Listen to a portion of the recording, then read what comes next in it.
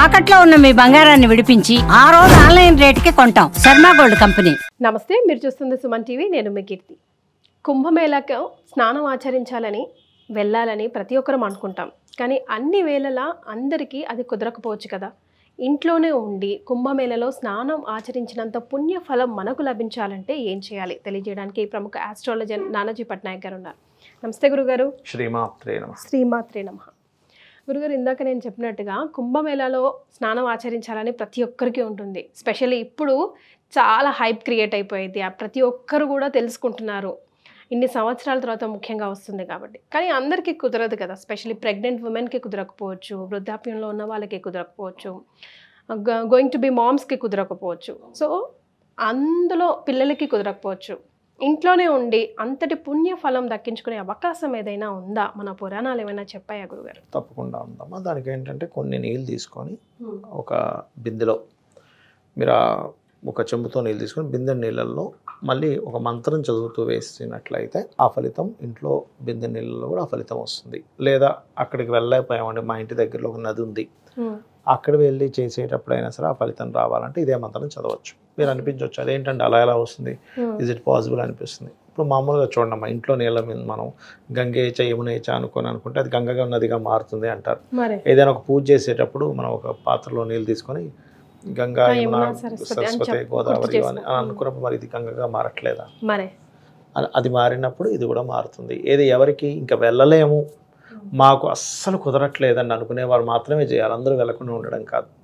ఇది ఏంటంటే ఇప్పుడు మీరు ఇందాక అన్నట్టుగా పాపం ఆ స్థితిలో ఉండేవాళ్ళు వెళ్ళలేరు, కానీ మనసులో ఉంటుంది అయ్యో వెళ్ళాలి వెళ్ళాలి. అంతేగాని వెళ్ళడం వల్ల అనవసరంగా డబ్బులు ఖర్చు, ఎందుకు వెళ్ళడం అనుకుని మాత్రం ఆగకూడదు. డబ్బులు ఖర్చు అవుతాయని వెళ్ళకుండా ఉండి మాత్రం చేయకూడదు. డబ్బులు ఉండి కూడా లేకపోతే వేరే విషయం, పాపం బెదవాళ్ళు ఉంటారు.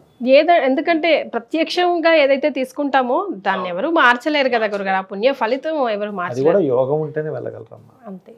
యోగం లేనిదే మీరు అక్కడ దాకా వెళ్ళి కూడా వెనక్కి వచ్చిన వాళ్ళు ఉన్నారు. అక్కడికి వెళ్ళాక ఏదో అయింది అయ్యో ఇట్లాగా నేను వెనక్కి వచ్చేసిన వాళ్ళు, ఏదో ఫోన్ కాల్ వచ్చిందని వెనక్కి వచ్చిన వాళ్ళు ఉంటారు. ఎందుకంటే 144 సంవత్సరాలకు ఒకసారి ఆ యొక్క మహాకుంభమేళా వస్తుంది అంటే అందులో మీరు స్పర్శిస్తున్నారంటే మామూలు విషయం కాదు. ఆ వాటర్ని ఎందుకంటే అమ్మా అది కేవలం మనం ఏదో అనుకుంటున్నాం, ఏదో వెళ్తున్నాం స్నానం చేసి వచ్చేస్తున్నాం కాదు.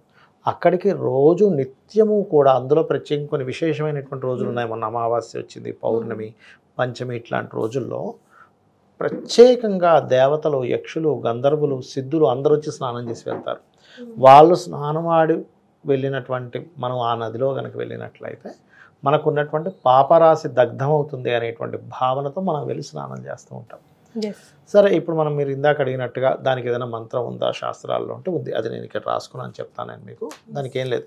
త్రివేణి మాధవం సోమం భారద్వాజ్వంచ వాసుకిం, భారద్వాజ్వంచ వాసుకిం. ఓకే. వందే అక్షయవటం శేషం ప్రయాగం తీర్థనాయకం. ఇంతే. ఇది అనుకొని భక్తి శ్రద్ధలతో ఒక చెంబు నీళ్ళు మళ్ళీ అందులో పోసి ఒక్కసారి ఆ నీళ్ళు చల్లుకొని స్నానం చేసినట్లయితే ఖచ్చితంగా ఆ యొక్క ఫలితం వస్తుంది. ప్రయాగ్రాజ్లో స్నానం చేసిన ఫలితం వస్తుంది. డబ్బులు లేవు కదా, అనారోగ్యంతో ఉన్నాను కదా, ప్రెగ్నెన్సీతో ఉన్నాను కదా, వెళ్ళలేదని బాధపడాల్సిన పని లేదు.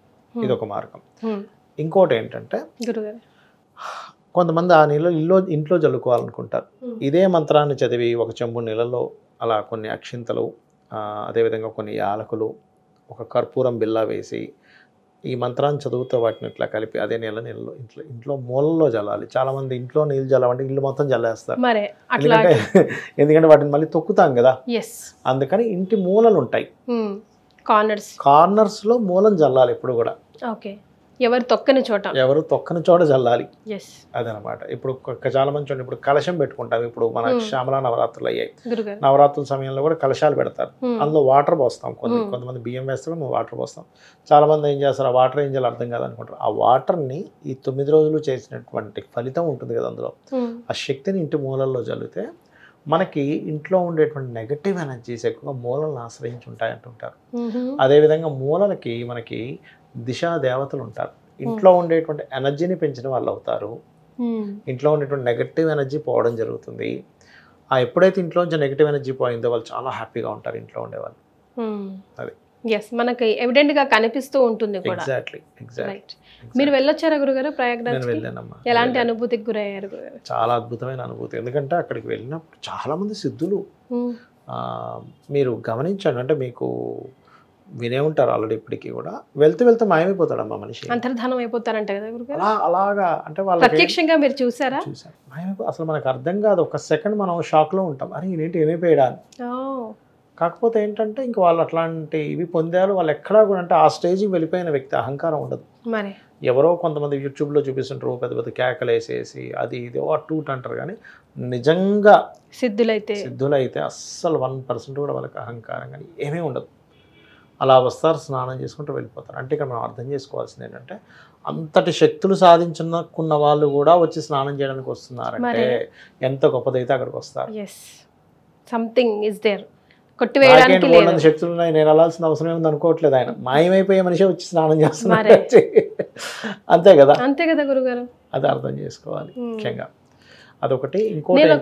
ఒకటి కూడా చూసాను గురుగారు, ఒక అతను 157 years ఫేస్బుక్ లో, మన ఫేస్బుక్ లోనే చూసాను. 157 years అతను కూడా 150. అవును చూసాను, నేను చూసాను. అతను వచ్చి అక్కడ స్నానం ఆచరిస్తున్నారంటే కింద కమెంట్ బాక్స్ లో అంత అలా ఉన్నాడు, అలా వేషంలో అంత వంగిపోయి ఉన్నాడు, ఎలా వచ్చాడు, ఎలా నడుచుకుంటూ వచ్చాడు, మేమంతా పిక్చర్లా కనిపిస్తున్నాం అని అంటే ఇదిగోండి ఇదే మీలాంటి వాళ్ళకి సమాధానం. అంతే కదా గురువు గారు? ఎగ్జాక్ట్లీ. నువ్వు నమ్మకపోతే నమ్మకు, నమ్మే వాళ్ళ ఇది ఎందుకు పాడు చేస్తావు అనిపిస్తుంది. అక్కడ నుంచి వాటర్ తెచ్చుకొని ఎవరికైనా హెల్త్ ఇష్యూస్ ఉంటాయి చూసారా, కొంచెం వాటర్ మీరు నీళ్ళలో వేసుకొని స్నానం చేస్తున్నా కూడా ఆ హెల్త్ ఇష్యూస్ అనేవి తగ్గుతాయి. ఓకే. ఆ వాటర్ తీసుకొని యాక్చువల్గా ప్రయాగరాజ్ కానీ మీరు కాశీ దగ్గర ఉండేటువంటి నది ఉంటుంది చూసారు, ఘాట్ దగ్గర, ఆ నీరు మీరు ఎంతకాలం మీరు ఇంట్లో పెట్టినా సరే పురుగు పట్టదు ఆ నీరుకి. అవునంట. కానీ కాశీ నుంచి వాటర్ తెచ్చుకోవద్దు అంటారు కదా గురుగారు, మహాశ్మశానం అని అక్కడ నుంచి వాటర్ తెచ్చుకోవద్దు అంటారు. కానీ ప్రయాగరాజ్ నుంచి తెచ్చుకోవచ్చు. కాకపోతే కొంతమంది సిద్ధులు కొన్ని దేవతా సంబంధించిన కార్యక్రమాలు తెచ్చుకుంటారు కొంతమంది. అంటే కొన్ని ఏంటంటే మహాభస్మంతో చేస్తారు, అంటే మనకి భస్మ దాంతో కూడా చేస్తారు. చితాభస్మం ఉంటుంది కదా, ఆ చితాభస్మాన్ని ఒంటికి పూసుకొని చేసేవి కొన్ని ప్రక్రియలు ఉంటాయి. ఆ ఆచారాలు చేసే వాళ్ళు కొంచెం అందులో కలుపుకోవడానికి ఆ వాటరే వాడతారు. కాశీ నుంచి తెచ్చిన వాడతారు, అంటే వాటి కోసం మాత్రం వాడతారు, వేరే వాటికి వాటర్ మళ్ళీ. ఓకే. సో కానీ మీరు చెప్పిన ఈ మంత్రం మహాకుంభమేళకి వెళ్ళాలి అనుకున్న వాళ్ళు, వెళ్ళలేకపోయిన వాళ్ళు, జస్ట్ ఆ 2 అక్షరాల మంత్రం మీకు కింద టెక్స్ట్ రూపంలో కూడా కనిపిస్తుంది. వీలైతే డిస్క్రిప్షన్లో కూడా పెట్టించే ప్రయత్నం చేద్దాం గురుగారు. అది కనుక చదువుకుంటే బికాజ్ ఎలాగో 144 సంవత్సరాలకు ఒకసారి వస్తుంది కాబట్టి మిస్ అయిన ఫీలింగ్ ఉండకుండా, అంటే ఇంకొక 2 generations వరకు కనీసం ఒక నెక్స్ట్ జనరేషన్ తర్వాత వాళ్ళే చూస్తారు మళ్ళీ. కరెక్ట్ చెప్పాలంటే ఈ జనరేషన్స్ వాళ్ళు చాలా లక్కీ. చాలా సంతోషం గురుగారు, ధన్యవాదాలు. శ్రీమాత్రే నమః.